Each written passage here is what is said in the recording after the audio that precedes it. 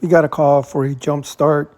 So we drive out there, and as usual, I always attach my multimeter to check the static voltage of the batteries. As you can see, the static voltage was 1279, and then we went ahead and proceeded to do a cranking, and the voltage only drops to 1101, more than enough voltage to start the vehicle. So we went ahead and we just kind of did a quick glance over the unit.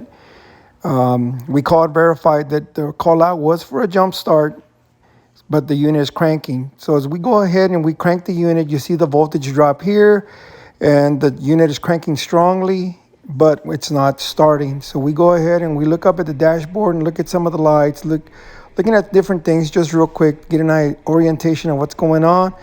And then all of a sudden it becomes very obvious what the problem is.